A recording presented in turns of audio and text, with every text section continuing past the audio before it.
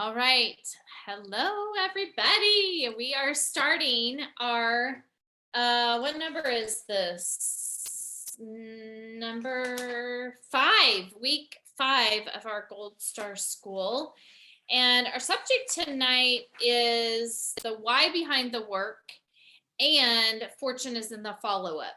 Okay. So basically, what we want to share tonight is why we're doing what we're doing and why is follow up so important and how do you do that. All right. I think follow up can get kind of intimidating and daunting if you will, and so sometimes it's the one thing that people don't want to do, but it can be the most important thing to do. And so we've talked about holding an appointment last week, and so this week, just to tag into that, um, I mean, everybody has heard, right? 2 plus 2 plus 2, right? I mean, that's old. That's old. But let me explain what that means. And I was actually talking to Melissa the other day about the 2 plus 2 plus 2 and how to track that and all that kind of stuff, which that can kind of be, um, what works best for each person. But I'm going to share with you the why behind the 2 plus 2 plus 2. Okay. So first of all, the first two is 2 days.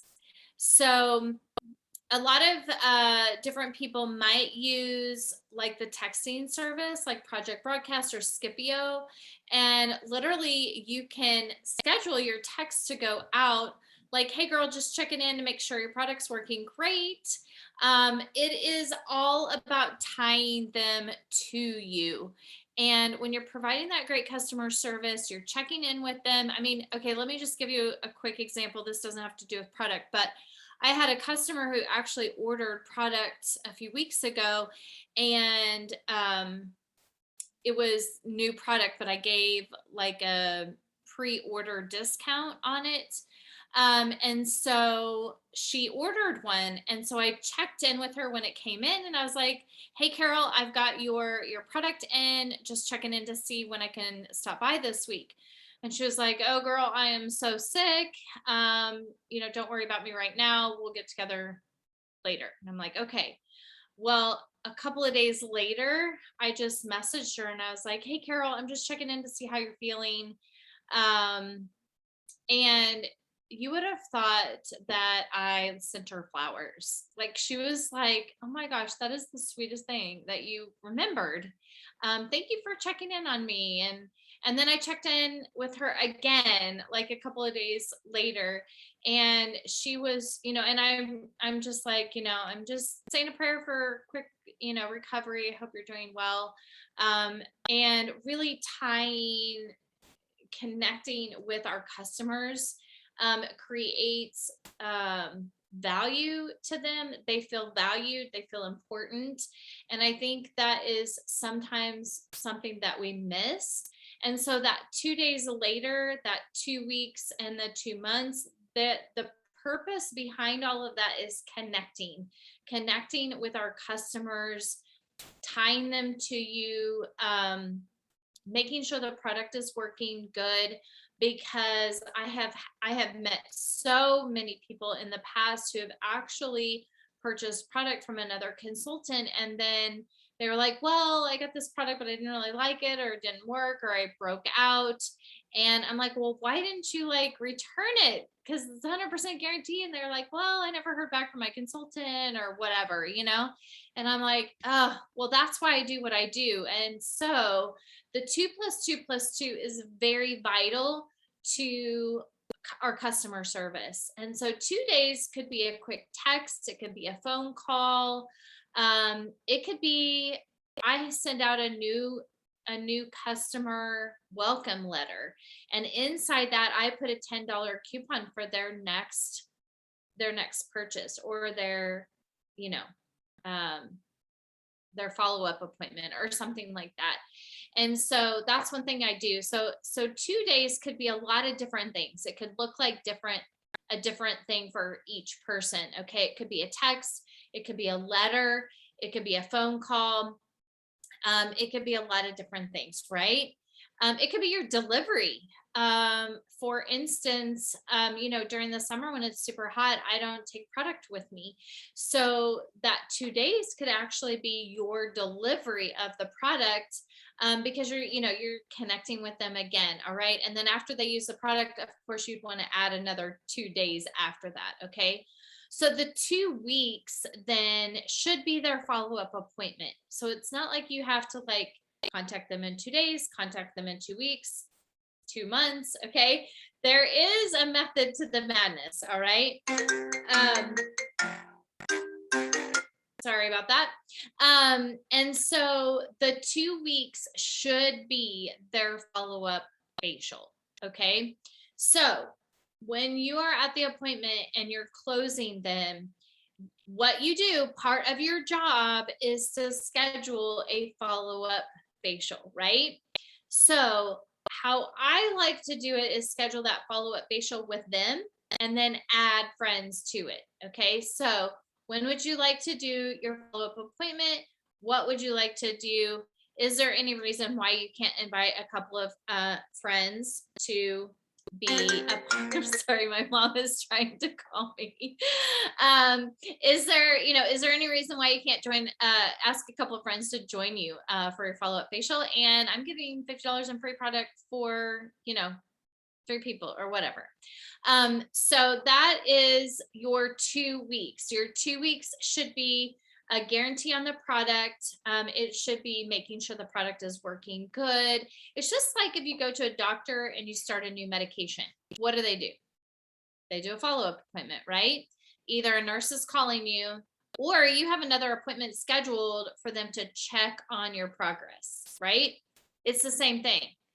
And sometimes I don't think we value our product or our system enough to see that that's important. And so the 2 weeks is guaranteeing their product, making sure that it's working right, and introducing them to more product. Okay. So that's your 2 weeks. Your 2 months should be the PCP program, the preferred customer program. Okay. Now, along with the preferred customer program, sending the lookbook out to your customer is great, but you have to put a little bit of elbow grease with that. All right. So that just means that you need to follow up. Did you get your lookbook? Oh my goodness. We're having a VIP night and Jen's going through the lipsticks. She's going to, feature the lipsticks that are in your lookbook. So that kind of thing. All right. Or having an open house or a holiday, customer appreciation, back to school sale, something like that, where you're touching base with them a couple of months or a month or two later. Now, that doesn't mean to the day, it has to be 2 days, 2 weeks, and 2 months. Okay. It's generalized. So for instance, if I have customers this month, their PCP might be 3 months instead of 2. Okay. So I actually do a group text to my customers periodically, for sure on their birthday, and for sure a thank you for ordering, and a for sure like special different occasions. Of course, the Winning Wednesday. Did you check out our Winning Wednesday? I saw that you liked it.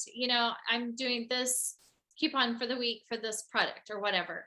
So being creative, just being in contact with them on a regular basis. That doesn't mean that you're contacting them every 2 days, every week. Okay. Anybody have any questions on that so far?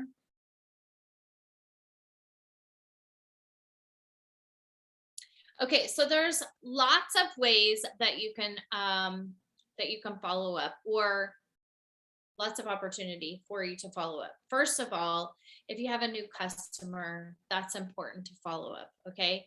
The other thing that's important to follow up is when you share the opportunity. And another important time to follow up is booking. Okay. So we have a formula that is called the 21 day, what's that called? The 21 day challenge. And I actually have the scripts. If you don't have that, you can reach out to me and I can definitely I think they are maybe in our files in our Facebook group. But basically, the concept is that you are following up every 3 days until you've reached 8 times. Now, I know that can be really, really daunting, 8 times, because by then I'm like, you know what, if they're just going to be that rude and not talk to me, I get kind of tired of it. Okay. I'm not going to lie. Like 8 times is a lot, but statistics show that, it has to be 8 times, or 80% of the sales is generated after the 8th contact. So if you ask my opinion, I will say, have you contacted them 8 times? If you haven't, then I'm going to say keep checking in with them. Okay. So every 3 days, and the concept of the 21 day challenge is that you make contact with them, let's say on Monday. Okay. And then those that you hear from, obviously you talk to. All right. Those that you don't hear back from, then you put them in a rotation to talk to them in 3 days. Okay. So, so let's say that's Monday. So then Tuesday, Wednesday, Thursday, on Thursday, you're going to check back in with them. Okay. That would be your second contact. All right. Now, this 21 day challenge, I wish I could even give credit to the person that created it, because I don't remember who it was, but it was really brilliant because they have all the scripts there for you. Obviously you can tweak it to make it your own, but they do work. And so they are, they're really great. They're really great. Now their system was, to have, sorry, I have something in my eye, was to have, I think they did file folders maybe, and then they transferred the contacts every 3 days. I personally just use a notebook, and I know several of you use a notebook that you just track every 3 days. Whatever works best for you. Now, I know some people will do like a call list for every day of the week, and they do 10 calls per day. Personally, what works better for me is 2 or 3 times a week, when I can spend like a couple of hours, because honestly, once I get started, I want to keep going. Getting started is kind of a challenge. So if I had to get started every day, I think it might make me crazy. So I prefer just doing 2 or 3 days a week and knocking it all out on those 2 days. So for instance, if you did Monday through Friday, 10 names, or 10 names a day, that would be 50 names, right? So I would prefer to do 2 days and do 25 names. Same amount of contacts, just putting it into 2 days instead of every day. Because once I get on a roll, I am more confident, I get more done, and I'm already, spread out and ready to do that. So it really depends on what works best for you. Now, if you only have 15 minutes a day, twice a day, like maybe in the car line or something like that with your kids, then utilize the time that you have. It doesn't have to like be a certain formula or look a certain way. It can totally be what works best for you and your schedule. Okay. So for our 4-hour work week challenge, that follow-up time is an hour and a power hour for booking. So that's 2 hours of phone time a week. For our 7-hour, that's more like 4 hours, 2 hours of booking, 2 hours of follow-up. So so that is really a minimum to be moving to the next level, is anywhere from 2 to 4 hours a week of booking and follow-up. Okay.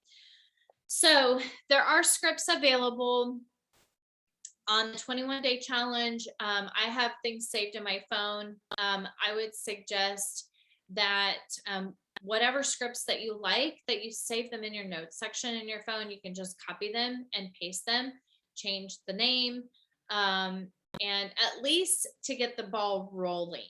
Okay. Let's see. Okay. So every 3 days until you've contacted them 8 times is ideal. All right. I know that's a lot, right? It's a lot.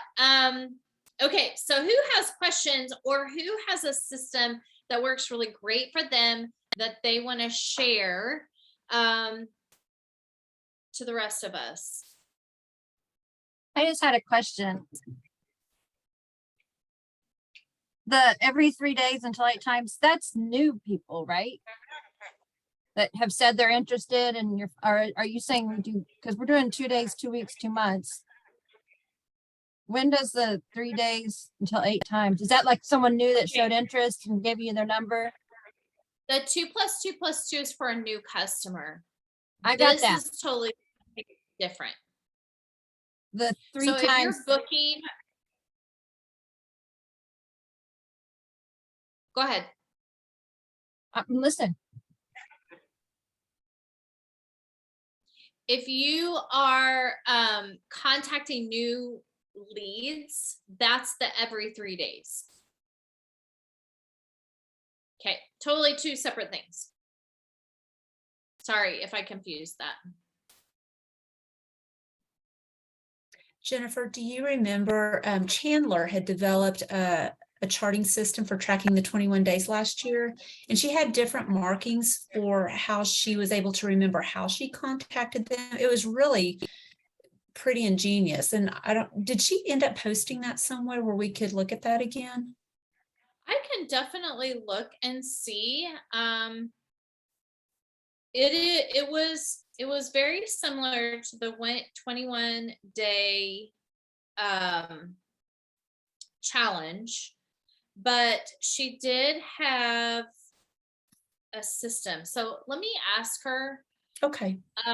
what that was. I know for me, like I just have a list, and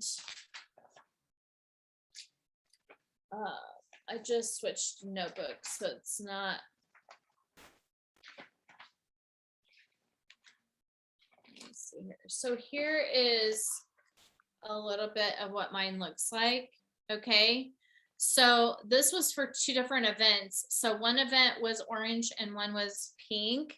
And then to the side is the different times that I contacted them. And if they said yes, I circled it. So this really brings me to a great point because one night I sent out 47 texts. Out of 47 texts, I had 2 responses. Okay. 3 days later, I sent out 45 texts. All right. And I got back 10 yeses and 5 no's. No, that was the 3rd time. That was the 3rd time. On the 3rd time, I finally got 10 yeses and 5 no's. But how many times do we give up and we don't contact them again, right? We give up. And so out of 47 people, I ended up getting, I think I ended up with 12 bookings, and I only made like 4 contacts. I didn't ever make it to the 8 because the event came up, but that goes to show you that you have to keep trying. And every single one of them were people that I knew. It wasn't like I was a stranger. It was people that I like really knew. And I was like, these people are totally ignoring me and they know me. Like, this is offensive, right? And so it is really important that, and I had people say, hey, I'm sorry for the delay. I kept forgetting to text you back, or I've been out of town, or I was sick, or whatever. I've been, whatever. But they weren't, at least those that finally contacted me, they weren't ignoring me on purpose. Just stuff's happening. I think sometimes if we get a ghost the first time or two, we tend to just assume that they, they don't want it, or they don't like us, or whatever. They're, intentionally being rude. And it's not the case. They've just gotten busy, or, whatever. So that is just definitely something we have to spend more time in following up more consistently. And I mean, I'm the biggest one. Like and that was an event like Melissa was talking about. And these were customers that I haven't facialed in a long time. And so I really was excited about getting them to be a part of it. So now I've got these people that never responded. Now I can invite them to another event, see if this time is better. And that's what I would say. Hey girl, I just want to check back in and see if this is a better time for you. I'd love to have you at another fall product preview, or, have you be a model for me, or whatever. So yeah, great question. Does that help a little bit?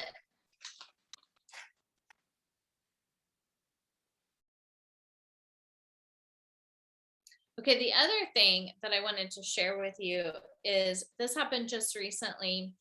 I had 3 referrals, and 2 of them had responded that they weren't interested. No, they weren't interested.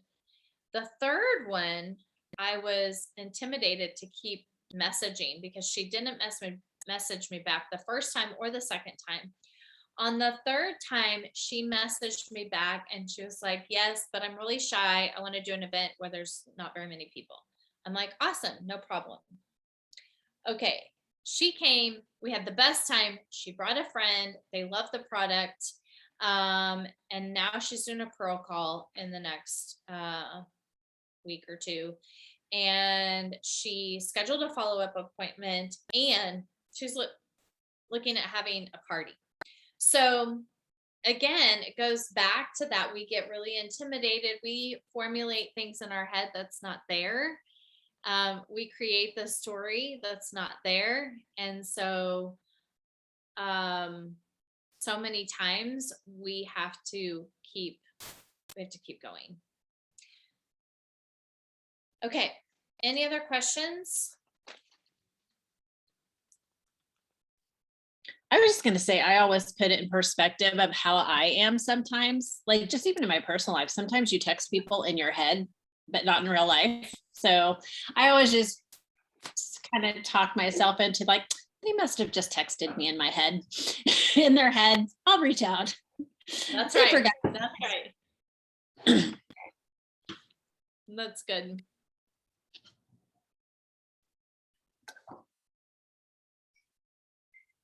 All right.